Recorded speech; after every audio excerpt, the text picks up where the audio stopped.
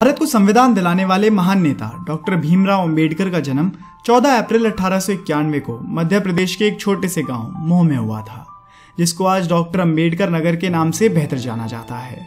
इनका जीवन अत्यंत कठिन और प्रभावशाली रहा। इन्हें निचले वर्ग के होने के कारण बचपन से ही समाज में बहुत ही ज्यादा भेदभाव सहना पड़ता था। डॉक्टर भीमराव के पिता का नाम रामजी सकपाल और माता का नाम भीमाबाई था।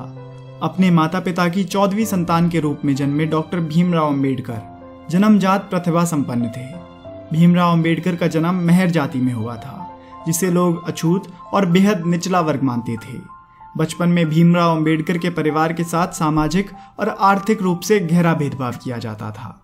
अंबेडकर के पूर्वज लंबे समय तक ब्रिटिश ईस्ट इंडिया कंपनी की सेना में तैनात थे और उनके पिता ब्रिटिश भारतीय सेना की मौ छावनी में सर्विस किया करते थे।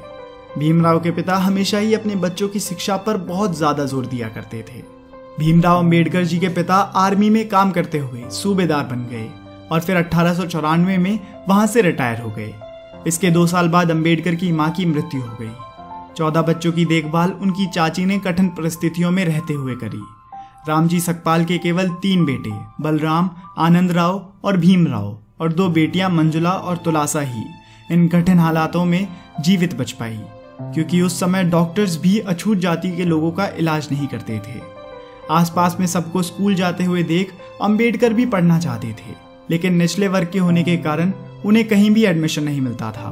फिर उनके पिता ब्रिटिश सैनिक अधिकारी के पास गए और उनसे रिक्वेस्ट करी कि मैंने अपने सारे जीवन सरकार की सेवा करी है, अब मेरे बच्चों को अगर स्कूल में दाखिला नहीं मिला तो बहुत बड़ा अन्याय होगा। जिसके बाद उस अधिकारी ने सकपाल जी के बच्चों का एक स्कूल में एडमिशन करवा दिया। स्कूल में उन्हें दलित वर्ग का होने के कारण क्लास से बाहर बिठाया जाता था और टीचर्स उन पर कोई भी ध्यान नहीं दिया करती थी। अगर प्यास लगती थी तो कोई स्कूल का चपरासी आकर उन्हें दूर से पानी पिला देता था, और जिस दिन चपरासी नहीं आता था उन्हें प्यासा ही रहना पड़ता था। एक बार चपरासी के ना आने के कारण वह प्यासे थे और गांव के एक कुएं से पानी पीने चले गए।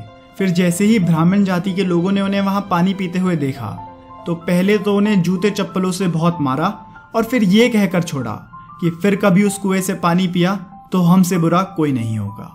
अपने भाइयों और बहनों में केवल भीमराव ही स्कूल की परीक्षा में पास हुए और इसके बाद बड़े स्कूल में जाने में सफल हुए।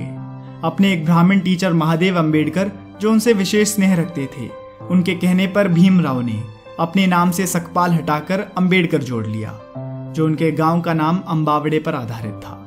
भीमराव को निचले वर्ग के होने के कारण उच्च वर्ग वालों की घृणा, अपमान, तिरस्कार हर रोज और हर जगह सहना पड़ता था। लेकिन अंबेडकर ने भी सोच लिया था कि वह पढ़ लिख कर इस भेदभाव को एक दिन जरूर मिटाएंगे।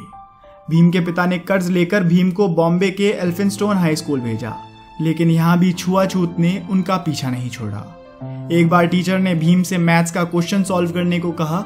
जैसे ही भीम बोर्ड की तरफ बढ़े, उच्च जाति के हिंदू बच्चे चिल्ला उठे और कहा कि सर भीम अछूत है, इसे रोकिए। दरअसल बोर्ड के पास उन बच्चों के लंच बॉक्स रखे हुए थे और उनके मुताबिक भीम की परछाई से वो अपवित्र हो सकते थे, जिस वजह से सबने अपने लंच वहां से हटा लिए और उस समय भीम को बहुत छोटा महसूस हुआ। हालांकि भीम ने उस सवाल को सेकंड्स में सॉल्व कर दिया था, जिसे क्लास में कोई और बच्चा नहीं कर पा रहा था। जब भीम 16 वर्ष के थे तब उनका विवाह 9 वर्ष की रामाबाई से करवा दिया गया। कॉलेज की पढ़ाई के लिए उन्होंने एल्फिंस्टोन कॉलेज में एडमिशन लिया। पढ़ाई के दौरान भीम की मुलाकात एक टीचर किर्लोस्कर से हुई, जिन्हें पहली मुलाकात में ही भीम ने बता दिया था कि मैं एक अछूत हूँ और मुझसे कृपया दूरी रहें। उनके बेबाक अंदाज और पढ़ाई के प्रति जुनून ने किर्लोस्कर को बहुत इम्प्रेस किया और वो भीमराव को लेकर बड़ौदा के शिक्षा प्रेमी महाराज संभाजी गायकवाड़ के पास गए। जब महाराज बॉम्बे आए हुए थे तो वहां एक सभा कर रहे थे, जहां उन्होंने भीमराव से कुछ सवाल किए, जिनके उत्तर भीमराव ने बड़े अच्छे से दिए। कुछ समय बाद गायकवाड़ ने कुछ विद्यार्थियों को स्कॉलरशिप देकर कोलंबिया भेजा, जिनमें उन्होंने भीमराव अंबेडकर को भी सेलेक्ट करा। 4 साल बाद वे बॉम्बे वापस आए और बड़ौदा के महाराज के यहाँ मिलिट्री सेक्रेटरी के रूप में काम करना शुरू कर दिया। लेकिन फिर भी वहां के अधिकारियों को ये बात चुभती थी कि वह मेहर जाति के होने के कारण भी ऊंची पोस्ट पर कैसे बैठ सकता है। कुछ समय बाद उन्होंने वह नौकरी छोड़ दी और वर्ष 1919 में लंदन चले गए, जहां उन्होंने कड़ी मेहनत से MSc लॉ और PhD की डिग्री हासिल करी। फिर 1930 में वह भारत वापस लौट गए और वकालत शुरू कर दी। भीमराव की समस्याएं अभी भी खत्म नहीं हुई थी। छुआछूत के कारण उनकी 5 में से 4 संतानें इलाज सही से ना मिल पाने की वजह से इस दुनिया को अलविदा कह गई और उनकी पत्नी का भी लंबी बीमारी के चलते देहांत हो गया। वे फिर भी छुआछूत को अपनी जाति से हटाने के लिए लड़ते रहे और फिर 8 अगस्त 1930 को एक शोषित वर्ग के सम्मेलन के दौरान अंबेडकर ने अपनी राजनीतिक दृष्टि को दुनिया के सामने रखा, जिसके अनुसार शोषित वर्ग की सुरक्षा उसकी सरकार और कांग्रेस दोनों से स्वतंत्र होने में है। अपने विवादास्पद विचारों और गांधी और कांग्रेस की काटू आलोचना के बावजूद अंबेडकर की प्रतिष्ठा एक अद्वितीय विद्वान की थी, जिसके कारण जब 15 अगस्त 1947 में भारत की स्वतंत्रता के बाद कांग्रेस के नेतृत्व वाली नई सरकार अस्तित्व में आई तो उसने अंबेडकर को देश के पहले कानून मंत्री के रूप में सेवा करने के लिए चुना, जिसे उन्होंने स्वीकार भी कर लिया। 29 अगस्त 1947 को अंबेडकर को स्वतंत्र भारत के नए संविधान की रचना के लिए बनी संविधान मसूद समिति के अध्यक्ष पद पर नियुक्त किया गया।